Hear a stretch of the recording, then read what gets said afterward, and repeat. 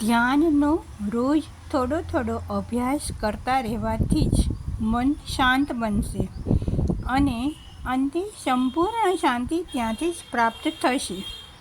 શરીરની શક્તિ કરતાં મનની શક્તિ વધારે છે અને મનની શક્તિ કરતાં આત્માની શક્તિ વધારે છે. પહેલાંના લોકો સીધા સાદા અને સરળ હતા, કેમ કે તેઓ આત્મા સાથે વધારે જોડાયેલા હતા.